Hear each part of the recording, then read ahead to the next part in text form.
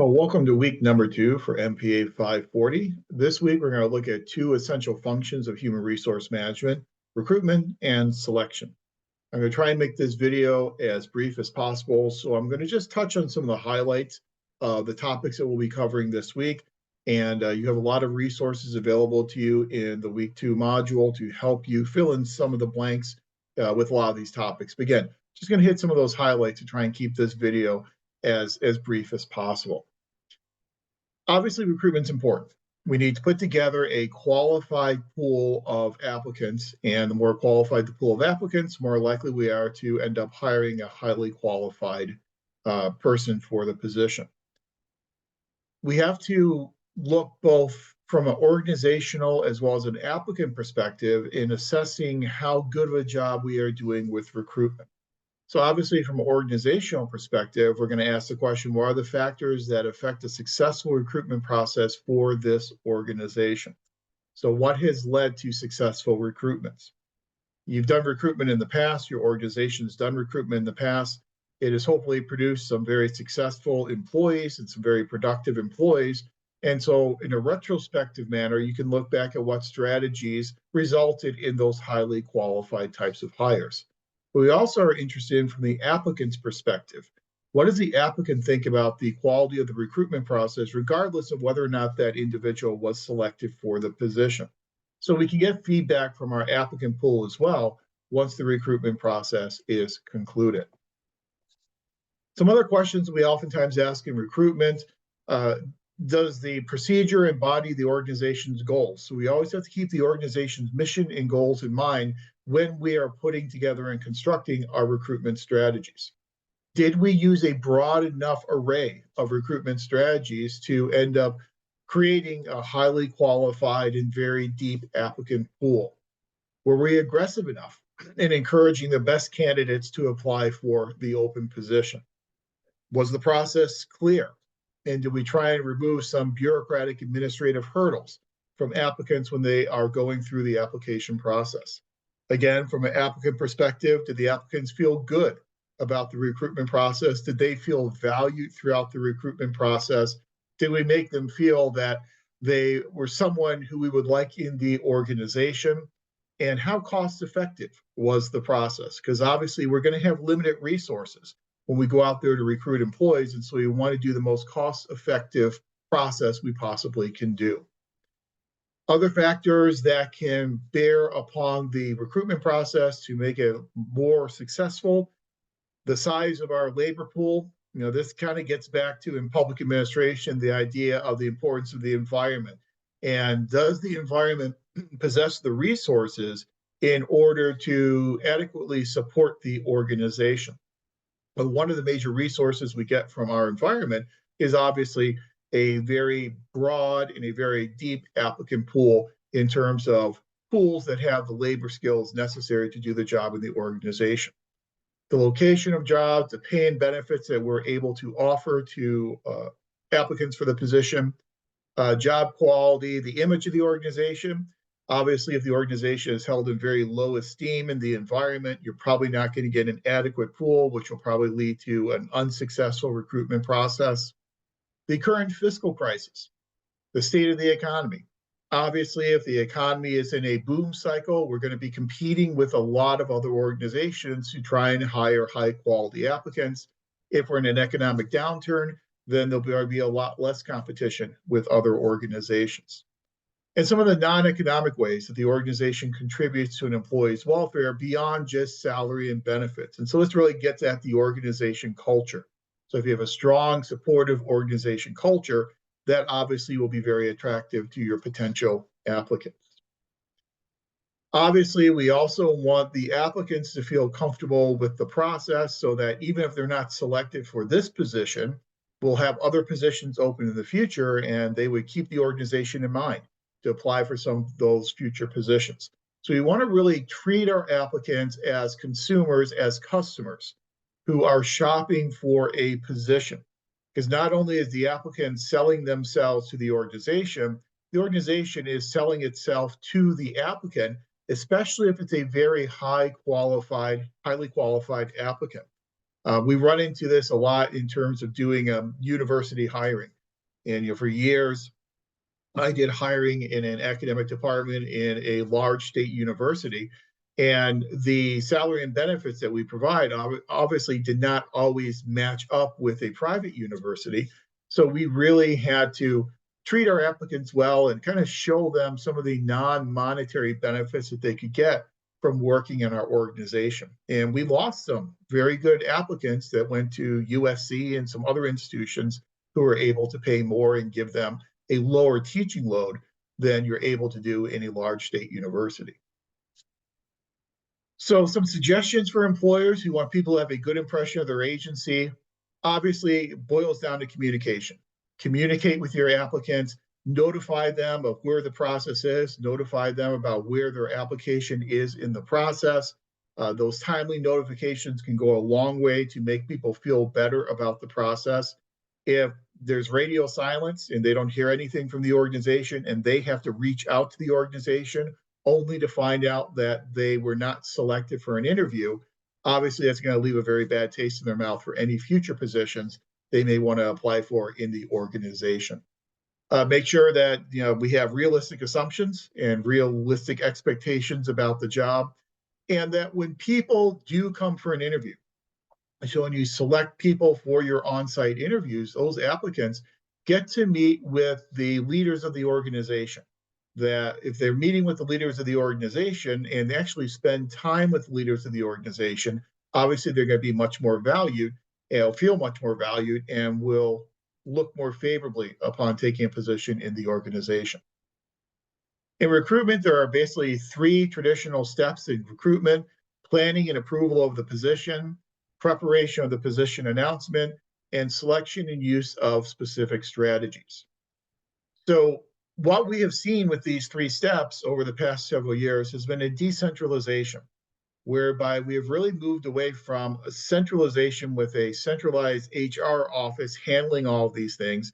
And we've really decentralized the staff feature and the staff management feature and recruitment feature to oftentimes line managers. Remember, in our discussion from our first video, we provided all those different manifestations of how the HR function can be handled within an organization. And we went basically from the centralized HR office all the way over to outsourcing. And we can kind of see we have really decentralized and moved along that spectrum to moving a lot of these functions to line managers and to units and to departments. Strategic planning is very important.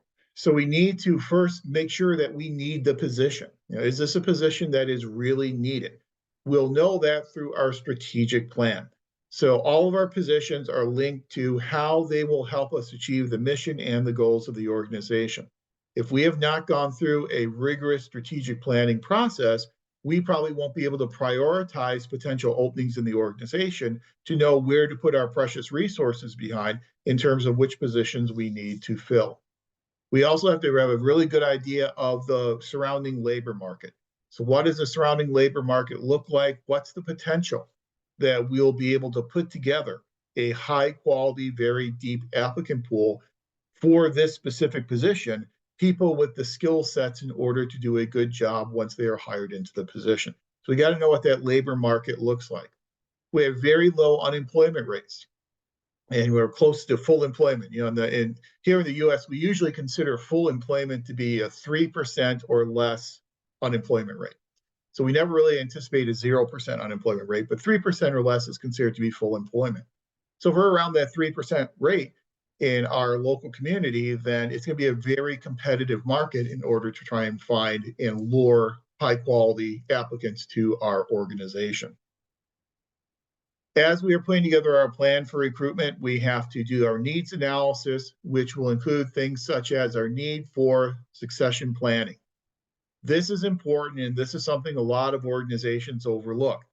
You have to engage in succession planning, understanding that you're going to have new generations that will be coming into the workforce to replace generations that are leaving the workforce. And sometimes organizations don't think a lot about succession planning. That should be an integral part of your recruitment plan. Identification of new skills and staffing needed to prepare for the future. So not just the skills that the organization needs now, today, but the skills the organization will need in the future, given the changing environment and the changing demands that are being placed upon the organization. The impact of the economy, as we talked about, will have a direct impact upon your ability to put together a high quality applicant pool. Training and professional development considerations that need to be developed.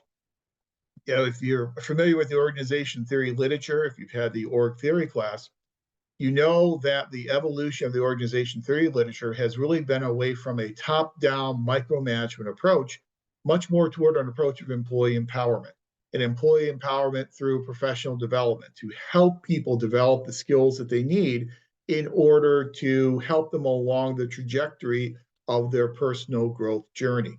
And so it's important to identify what types of training and professional development opportunities need to be provided for this position, for this opening. And you have to have a really clear sense of the demographics and the competition in the job market, as well as the direction of the organization. Some of the red flags that will show you have a flawed hiring process: if the applicants for your recent positions are poorly qualified. So as I said, you go back and do a retrospective study, you look at recent positions that you have filled and look at the people who you were able to hire for those positions and how qualified they were and how good of a job they are doing once they are hired in the organization. The fit is important, that when new people are hired into the organization, if they don't fit the organization, if they don't fit the unit or the department, perhaps we need to rethink some of our strategies in doing recruitment. If we're not getting the best candidates to apply, that's a red flag, obviously, in our ability to put together a high quality applicant pool. And this last one is really important for public organizations. When you lose good applicants because they already accept jobs by the time you offer them the position, this is where we're obviously at a big competitive disadvantage with the private sector. When we're hiring career civil servants, we have a process that we need to go through. That process may take 3 or 4 or 5 or 6 months. When you got your job in the public sector, I'm assuming you probably didn't get a job, apply for a job and get it the next day. It's a rigorous, protracted process as opposed to hiring at-will employees in the private sector. So sometimes we will lose people to the private sector. The real red flag is if we are losing people to other public organizations. If other public organizations are able to go through all the required steps in recruitment and are still getting the recruitment done quicker than we are, obviously there's a problem with our process. We need to revisit our process to try and streamline and make our process a bit more efficient. So some preliminary decisions that get made, some fundamental questions that we have to consider when filling a position. Again, does the position even need to be filled? Is this a position that is vital to the organization, or is this a position that can and should be eliminated through attrition? If this is a position that needs to be filled, is the classification level for that position still valid, or do we have to go back and reclassify the position? Sometimes when a position opens up, we realize that we haven't done a job analysis for that position for many years because there's been an incumbent in that job for many years. Well, the nature of that job may have changed. So we may have to go and do a classification study and reclass that job. Reclassing that job will make it more attractive to applicants, but it'll also probably come with a higher salary as well. So there is a cost associated with that. One big question we always have to ask and answer: should this be an internal or external search? Should we have only internal candidates, or should we do an external search? The public sector, oftentimes we are required for a lot of positions to do an external search. But if you can do an internal search, obviously that's going to be a much less expensive search process. But the problem with an internal search is you don't bring new blood and you don't bring new ideas into the organization. Some other preliminary decisions we have to make: who and how many are involved in the selection, in the final selection process. So who's going to be involved in deciding who gets called in for in-person interviews, who gets telephone interviews, who gets the final offer. So who's involved in that type of selection process? Does the employment opportunity require a specialist or a generalist? So what types of skills are necessary to fill this job, this vacancy?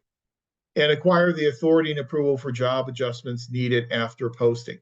So sometimes you post the job and you're not getting the qualified applicants that you think you need to get, and you may have to make some modifications to that job posting. So what are the processes and what's the authorization necessary to make those modifications after the job has already been flown, after the announcement, the position announcement has already been published? The recruitment process should begin before the position becomes vacant, before the position becomes available. This shouldn't be something that's done when someone says, I've left, I'm leaving, and they leave the organization, and then we're scrambling to try and fill that position. Hopefully, we're able to get the ball rolling in terms of a replacement before that position actually becomes vacant. Position announcements. One of the things that you're going to be working on this week is you're going to be working on position announcement and the different elements that are involved in a position announcement. And your materials that you have provided for you and the resources this week will take you through a lot of the different elements we typically see in a job announcement. So we're not going to go through those here, but I think it is important to know what we're going to do with that position announcement. How are we going to advertise that position announcement? Are we going to advertise that position announcement online? Are we, which we do with the vast majority of our jobs? Are these position announcements going to go into a general online type of listserv? Are they going to go electronically to certain organizations and certain targeted audiences? So how are we going to disseminate this position announcement? There are numerous methods that we can use to contact and inform potential applicants of our job opportunities, job postings. We can make personal contact with individuals who we think would be good for the job. And obviously, you're inviting them to apply without giving them preferential treatment in the process. Through the media, newspaper recruitment is an old traditional strategy, trade journals, recruiting from internships. The interns love when they get permanent jobs out of their internships. Again, sometimes you're limited in your ability to do that in a public sector organization. And then for executive level, leadership level positions, there's always headhunting and contracting with an executive search firm in order to find suitable candidates. Better jobs always include a substantial interview process in which the position is oftentimes won or lost. So both the interviewer and the interviewee need to be very skilled in the interview process. They need to practice their presentations, and they need to know what they are trying to get out of the interview. Again, as the slide says, practice, practice, practice makes perfect in terms of interviewing for recruitment. Clearly, one of the major values we have in public administration is the value of representative bureaucracy. So we do want to try and put a lot of effort into promoting diversity in our recruitment process. So does the organization provide an environment compatible for diversity through its promotion processes and organization culture? We have to realize that diversity is not just achieved through how we are going through our recruitment with targeted recruitment strategies and such, but it's also achieved through retention and promotion practices. Do we have mentoring programs within our organization? How do we retain a diverse workforce? Is there a conscious attempt to maintain a well-rounded workforce so that no group has a legitimate complaint? The organization needs to maintain awareness that where and how recruitment takes place will have an impact on the response to that recruitment effort. But we always want to try and emphasize diversity, and we'll talk about that again in a couple of minutes, as talked about pretty extensively in the resources for this week. So who is responsible for what in the recruitment process? Well, obviously, there's going to be a very big role to play for your centralized HR office. So the HR office is going to oversee your diversity plans. Depending on your organization, you may actually have a separate Office of Equity and Diversity, and that separate Office of Equity and Diversity may be responsible for clearing your applicant pools in terms of looking at the applicant pools and making sure there is sufficient diversity within those applicant pools.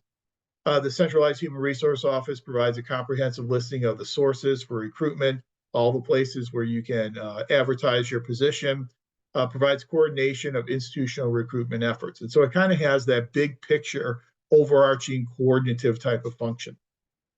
Full-time human resource coordinators with personnel responsibilities will overlap with the department and will work with the department and local managers and a lot of the details in terms of doing the actual process of recruitment. Local managers and supervisors, we have been decentralizing a lot of function more and more to those local managers and supervisors, with the idea being that who knows best what is needed for that position than the local manager, the person who is in charge, a supervisor for that position. So even though we have been decentralizing some power and authority and functions to these managers, we also have to make sure that all of our hiring procedures are being followed very strictly. And that's then going to be the oversight responsibility of the centralized human resource office. Obviously, there are a lot of different methods that we can use in terms of recruiting a high qualified and very deep applicant pool. The method needs to match the organization's goals and for the position and the organization's resources. Some of these strategies can be very time and resource intensive, and so you're going to be limited in terms of the types of strategies that you will be able to use. We also have to make sure that we are not only aggressive in our recruitment, but we're also very applicant friendly, as we talked about before, so that we can truly compete, not just for this position, but future positions for the best and the brightest in our applicant pool, in our labor pool. We really need to devote the necessary resources for successful recruitment. Recruitment is an extremely important part of the human resource management functions. And sometimes if we try and skimp on recruitment, then we're going to pay the price later on in terms of organizational effectiveness, performance evaluation, the money we're going to have to then spend to remediate through training and development and professional development opportunities. So it's kind of the pay me now or pay me later type of an approach.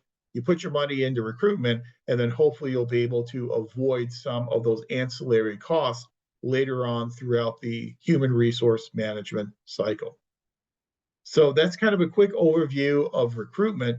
But we know in addition to recruitment, we're also focusing on selection in this week. And so let's go ahead and talk a little about selection and hit some of those highlights for some of the material we'll be covering this week with the selection function of human resource management. Okay, let's talk a little bit about selection. And so once you put together your applicant pool, then obviously you're going to have some methodologies that you employ in order to select the candidates to then interview for then the final selection of who will then fill this position. We know that selection criteria have really changed over the past 200 years, and the way in which we select employees in the public sector today will be a lot different than the way in which we selected them back in the late 1700s and the early 1800s. But some of the bases that we have used in order to select candidates in the past in public employment, one basis that was used in the past was social class. Now, that's generally illegal today, but in the past, in the era of gentlemen in the late 1700s and the early 1800s, that was the primary criterion that was used for selecting people to work in the federal bureaucracy. So the people who worked in the federal bureaucracy came from the best, quote unquote, best family backgrounds, the best educational backgrounds. They were the upper crust of society.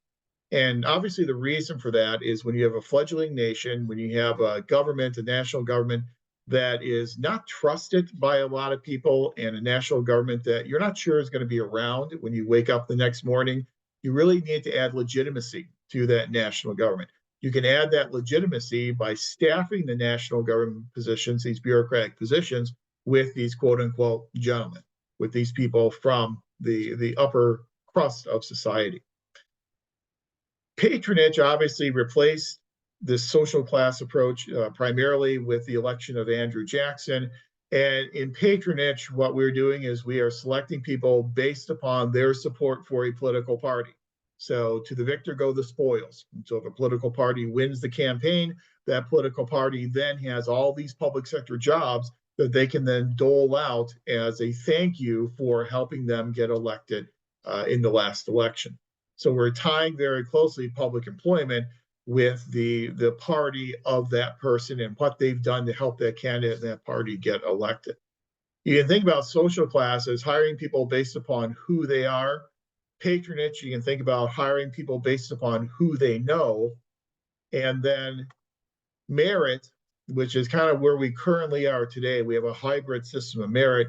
Merit is hiring people based upon not who they are or who they know, but rather hiring them based upon what they know. So we have some objective measurements of how qualified they are for this position.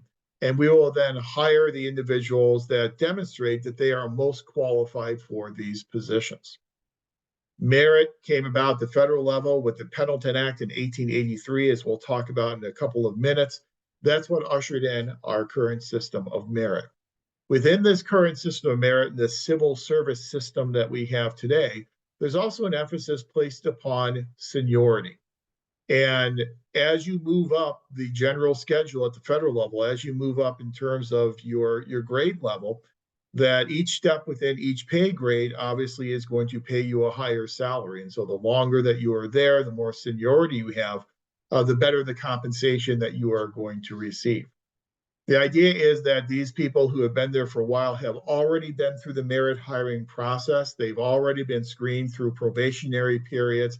They already have a history of success, hopefully within the organization. And so there's a justification for them making more money as they are in the organization longer. Seniority is also oftentimes incorporated then within your collective bargaining agreement. And so in that collective bargaining agreement, when you negotiate salaries, you're going to negotiate all those steps in your position classification system. And as you move up those steps, as you acquire more seniority, obviously you're going to get paid more. Representativeness is an important principle, obviously, that is becoming more and more important over the past 30 or 40 years, making sure we have a representative bureaucracy, that our bureaucracy is representative in terms of gender, racial, and ethnic groups, prior military service, disability. The more representative our bureaucracy is, the better it can then represent the constituents that it's providing services to. Character, job, organization, fit. This is a looser concept that we oftentimes use. Is the person a good fit for the organization? Is the person a good fit for the job? Does the person have the character in terms of ethical adherence to be able to adhere to all the codes of conduct and the ethical principles within the organization? But again, that's kind of a more subjective and a looser basis for selecting employees. So we know that the way in which we hire employees, the way in which we select employees has really changed a lot over the past 200 years. As I mentioned before, we had our era of gentlemen at the federal level from the founding of the nation up until the election of Andrew Jackson. And again, we're hiring people based upon their fitness of character. We're hiring them based upon their social class. We're hiring them based upon having the best education. The big sea change came with the election of Andrew Jackson. And if you know your history, you know about the corrupt bargain in 1824 and how you had multiple candidates running in 1824. John Quincy Adams, Andrew Jackson, and Henry Clay were three of the most notable. And whenever Andrew Jackson got a plurality in the popular vote, also got a plurality in the Electoral College, but did not get a majority in the Electoral College. As you know from your reading of the Constitution, if you do not get a majority in the Electoral College, no one gets a majority, then the election gets thrown into the House of Representatives. So in 1824, the election got thrown into the House of Representatives. Despite Andrew Jackson winning more popular and more electoral votes than his competitors, the House of Representatives selected John Quincy Adams to be president in 1824. And the reason why they did that is because John Quincy Adams worked out a deal with Henry Clay that Henry Clay would put his congressional support behind John Quincy Adams if John Quincy Adams would commit to making Henry Clay a member of his cabinet, specifically Secretary of State. So when that happened, then John Quincy Adams had enough support in the House of Representatives to become president. It became known as the corrupt bargain. And sure enough, after John Quincy Adams became president, he then went ahead and appointed Henry Clay to the cabinet. In election of 1828, you had a rematch between Andrew Jackson and John Quincy Adams. Andrew Jackson trounced John Quincy Adams in that election, winning a majority of the popular vote as well as a majority of the Electoral College vote, and won the White House in his own right. When Andrew Jackson becomes president, he becomes the inadvertent driving force behind this era of spoils or era of patronage, where appointment of jobs are seen as spoils of the victory for those who participated in that victorious campaign. So you win the office, you can then dole out jobs to your supporters. It's kind of it's a reward. So public jobs are looked at as being rewards in the era of spoils, the era of patronage. Era of spoils and era of patronage really dominated, especially at the national government level, the way in which we selected employees to work in the federal bureaucracy until 1883 and the passage of the Pendleton Act. President Garfield, who won the White House in 1880 and assumed the presidency in 1881, was assassinated by a man named Charles J. Guiteau. When Guiteau assassinated President Garfield, it was really a triggering event that really moved us toward replacing patronage and spoils with the era of merit. Guiteau assassinated Garfield because Guiteau had written some speeches for Garfield, thought that then because Garfield won, Guiteau was then owed a job to the Garfield administration.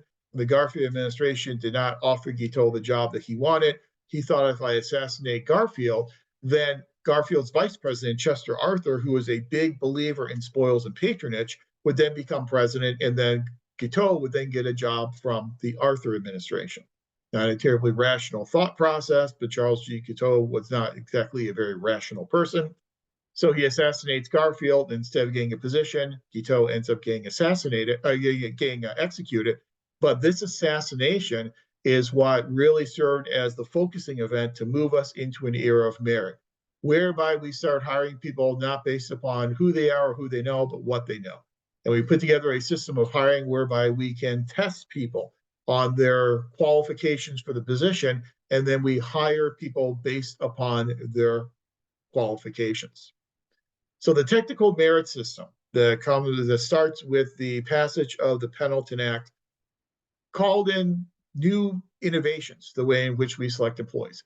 Open competitive examinations based upon technical qualifications.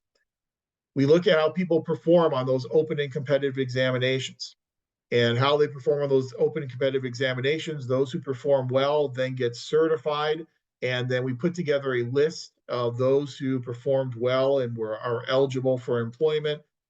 We then interview those individuals. We have what's called the rule of three, where usually the top three scorers then end up getting interviews, and then you can select your person you're hiring from the top three list of scores on the exam. There's an independent civil service commission, which was created to administer these practical competitive exams and to act as a judicial review board for any abuses to the merit-based hiring process. So we're hiring people based upon their qualifications and how well they perform. So as we move through this merit era after 1883, we also see that employee rights start to become important, and seniority starts to become an important part of the civil service system. And so throughout the early and mid 1900s, we end up with several different pieces of legislation that will fundamentally alter civil service and how civil service operates. One very important piece of legislation you see there is the Hatch Act in 1939. You're probably familiar with the Hatch Act. In the Pendleton Act, essentially what we did is we said that people will get their job based upon merit, and they'll keep their job based upon their performance. We insulated and protected career civil servants from political influence, from political dismissal and political reprisals. But by giving them those political protections, we also demand something from them as well. And in order to get these protections from politics, the demand that's placed upon these employees is that they will not engage in politics on official time using public resources. So you really do want to separate out the publicness of a public job from politicking and from electioneering. And so the Hatch Act places limitations on the political activities that these employees could engage in. And so it's kind of making sure that if we're going to give you these protections, we're also going to demand something from you. The Lloyd-La Follette Act in 1912 is another example, giving federal employees the right to share information with Congress. We know Congress has the oversight authority over agencies. We're now with the Lloyd-LaFollette Act giving these federal employees the opportunity and the ability to share information with those overseers in Congress, which is a very important part of uncovering any abuses or any inefficiencies that are going on within those agencies, those organizations. Again, to kind of protect the rights of those employees. From the mid-1960s to the 1990s, we really saw an emphasis being placed upon representative bureaucracy and expanding access to federal employment from members of underrepresented populations. And we saw things such as, affirmative action, the Civil Rights Act. We saw affirmative action, equal employment opportunity. I've listed several different pieces of legislation here that help to make the bureaucracy more representative and really put a focus on diversity in the federal workforce. So we're very familiar with the Civil Rights Act of 1964 and amendments to the Civil Rights Act. We had an Age Discrimination Act in 1967 to protect people between the ages of 40 and 70 from arbitrary dismissal or dismissal based upon their age. Equal Opportunity Act, and we know we have the Equal Employment Opportunity Commission now to enforce law provisions of the Equal Opportunity Act. The Rehabilitation Act in 1973, and then a really big, important piece of legislation in 1978 called the Civil Service Reform Act. And we're going to spend a little bit of time now talking about the Civil Service Reform Act and how the Civil Service Reform Act fundamentally altered the federal employment and how federal employment looked different post-1978 to the way in which it looked pre-1978. When we get to 1978, we were almost 100 years removed from the Pendleton Act. I think we had mentioned this perhaps in our last video, but we're 100 years removed from the Pendleton Act. We had this era of merit, but there's a lot of confusion in terms of how we were going to actually protect people and protect their merit principles. So we have the Civil Service Reform Act that fundamentally changes career civil service. It creates several new organizations, the Office of Personnel Management, or OPM. OPM had the responsibility of being the central clearinghouse in the recruitment and selection process. So OPM kind of operated as a central human resources office for the federal bureaucracy. Create the Merit Systems Protection Board. So if people felt that their merit principles were being violated, they could take a case to the Merit Systems Protection Board. Created the Office of Special Counsel, originally under the Merit Systems Protection Board, and then eventually pulled out of the Merit Systems Protection Board and given it its own independent agency status. If someone saw a violation of merit principles that was occurring to someone else, not to them, but someone else, they could blow the whistle to the Office of Special Counsel. Office of Special Counsel would then investigate those claims and then come up with a remedy. The FLRA, the Federal Labor Relations Authority, which is the corollary to the National Labor Relations Board in the private sector, oversees the collective bargaining process. And then the Senior Executive Service, whereby we take out the top three levels of the career civil service, GS 16, 17, and 18 positions, place them in the Senior Executive Service, offer them and promise them bonus pay, but in return, they would end up giving up some of their career civil service protections. So in 1978, we are fundamentally altering the way in which we are organizing our career civil service. But it made the system different than what was created back in 1883. And a lot of agencies have found ways to not really circumvent, but ways to minimize the influence of the career civil service system on their organizations. And some of the things that we've seen agencies do is they find alternatives to how they select staff that can get them around the normal hiring processes that are required in a merit-based civil service system. Hiring temporary employees, hiring employees without contracts, tenure, rights, and benefits, term employees, hiring employees who are appointed for just a designated period of time with contracted benefits, but without the tenure that usually goes along with the seniority of the career civil service system. Bringing back retired workers and having retired workers coming back to work on a part-time basis to supplement their retirement income. Again, a way in which you can hire people, bring them into the workforce without going through all of the steps and all the processes in a career civil service system. So there are 4 screening phases that we typically see in selection, regardless of what level of government we are looking at. In phase 1, the emphasis is placed upon the identification between qualified and unqualified applicants. So you get your applicant pool through your recruitment process. You then have to identify what constitutes a qualified versus an unqualified applicant. So this screening is something that usually is based upon minimum qualifications for the job. So that position announcement, as you'll read about this week, one of the major components of a position announcement will be the minimum requirements for the job, minimum experience requirements, minimum education requirements. So all those that do not have those minimum requirements will fall in the unqualified category. Those who meet at least the minimum requirements can then fall in the qualified category. So this is your initial cut, if you will, at your applicant pool. In phase 2, you then take those qualified applicants and you identify those in that pool that are highly qualified. In order to identify who is highly qualified, you have to put in a little bit more effort. It goes beyond just, do they meet the minimum qualifications? This is where we get into testing and examinations. And now, again, we've moved away from tests for a lot of positions in the federal bureaucracy, but we can use examinations in order to make sure these people have the qualifications and are highly qualified for doing these jobs.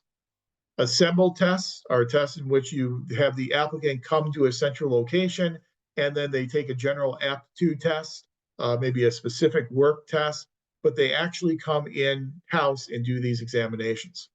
Unassembled tests, you rank the candidates on items that can be submitted through mail or email. So you go through their resume and you look at their KSAs, their knowledge, skills, and abilities, rather than giving them that actual examination where they come in and take that test. Hopefully what we can do is we can come up with our top 3, maybe 5, but oftentimes our top 3 highly qualified candidates that will then establish the candidates who will then be brought in for their interview. In phase 3, we're identifying a single candidate for the job opportunity. So we will bring them in for interviews, and then based upon those interviews, we will select one candidate, hopefully have backup candidates as well, but select that one candidate. And then in phase 4, after we've made the offer to the candidate, we've negotiated a salary with the candidate, then we confirm that candidate's qualifications after we've already made the offer. So you make the offer as phase 4, and then you go and you look at their references, you go and look at their work history, you do whatever type of drug testing is required, medical exams that are required, background checks, which are very common for a lot of government positions these days. You decide whether or not a probationary period is needed. If this is a very highly skilled and very well-experienced employee who has done a very similar job in another organization, then sometimes you'll be able to waive that probationary period.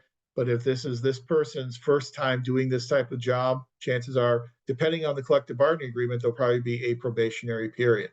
During that probationary period, it then becomes easier to dismiss that employee, and you don't have the same rigorous documentation requirements that you would have once that probationary period is ended, and that person essentially has tenure and seniority in the career civil service system. When we are testing people in order to determine if they are highly qualified for this position, we need to make sure that the tests, the examinations that we use, whatever assessments we are using, are valid assessments. So we have to be familiar with different types of validity, such as content validity. An examination or an assessment has content validity if you're able to demonstrate a direct relationship between the test and the actual duties of the job.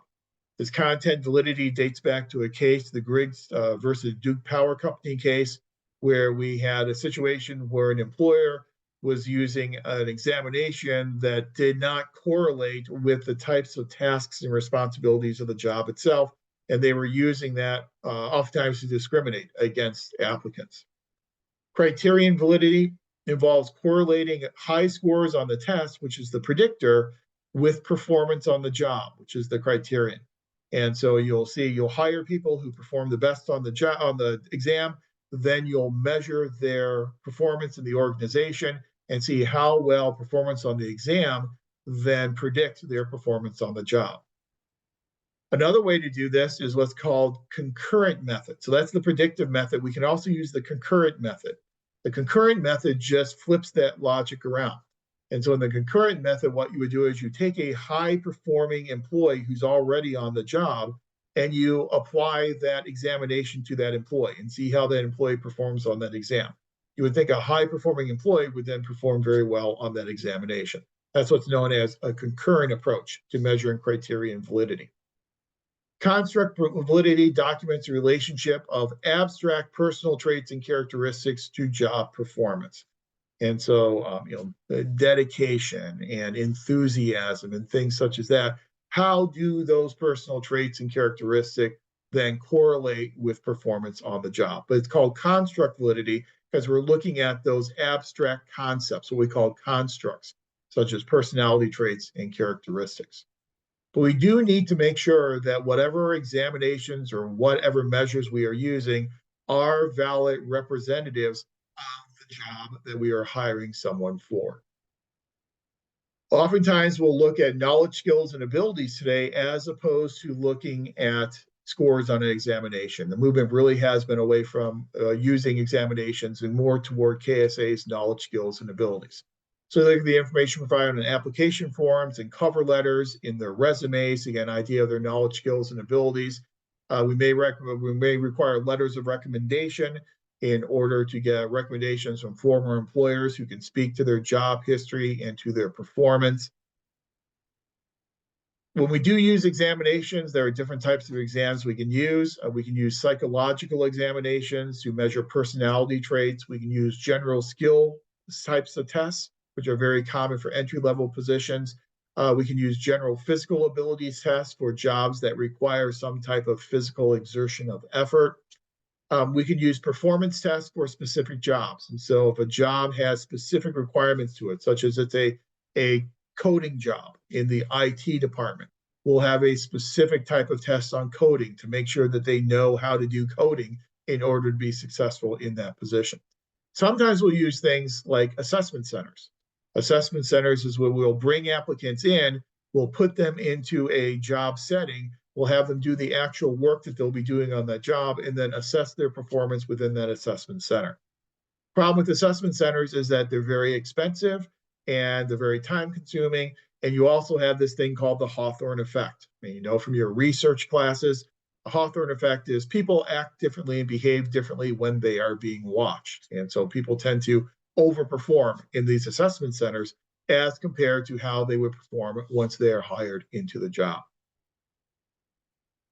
We really struggle with this whole idea of testing and the validity of testing and how well tests actually predict performance on the job, in a very similar way that academic programs struggle with the GRE and whether or not to use the GRE as a predictor for future success in graduate school. Sometimes there's cultural bias that's built into these examinations that make them less valid than what we would like to see. And because of that problem with validity, that's why we have started to shift more to looking at knowledge, skills, and ability, looking more at background education and experience as a replacement for those examinations. Interviewing obviously is a very important part of the selection process. There are a lot of errors that occur from both the applicant perspective as well as the interviewer perspective. Not practicing is a major problem, so always practice the interview. Not knowing the organization and its employees in advance of the interview. I've seen this a lot when I've interviewed people for positions in the department where they don't really know what we do in public administration. They don't really know what public administration is. Not listening well during the interview, getting asked a question and then answering a different question than what you are being asked. Not capably balancing technical and non-technical aspects of the job opportunity, obviously not dressing for success. We have to decide who's going to be involved from the organization's perspective in doing these interviews, who will be conducting the interviews. Usually a supervisor, we usually have a representative from the human resource department. We usually do this in a committee or a panel type of orientation. We'll have 3, 4, or 5 members of that screening panel. I was just appointed at my home institution to a screening panel for an associate dean position.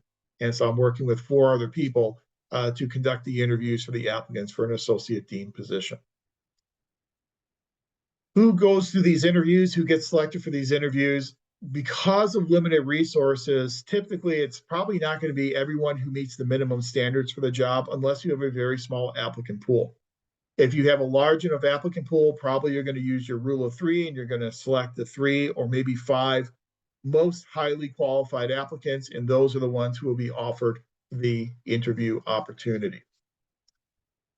A lot of these points that are made in the resources this week about how to conduct interviews, I think are pretty commonsensical. So for the sake of time, I think we'll skip over those and you can read through those on your own.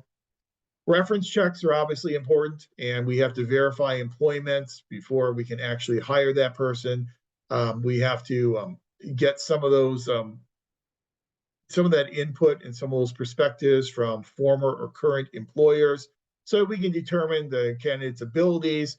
Is the candidate good at accepting additional responsibilities? The not only potential for success in this job, but the potential for their advancement in future positions. And from their former employers, are these people eligible to be rehired? So we want to make sure these people are not being forced out of the positions, but that these people are eligible to return to their former organizations. Clearly, you're going to have a negotiations process that goes on with the candidate that you have selected. You need to make sure that once you have hired this person, you have to onboard them appropriately. And we'll talk more later in the class about training and onboarding, but make sure that they are onboarded and they're acclimated to the organization, its functions, its mission, and its culture. In summary, I know we've gone a lot longer than I would have liked to have gone and made this video a little bit too long, but in summary, I think that some of the takeaways from this week, especially our discussion of selection, is that we haven't completely removed patronage, in that we've got a hybrid system, in that the vast majority of career civil servants get their jobs based upon merit, but our leaders of our departments and our agencies are still political appointees. So they still get appointed by a political elected official.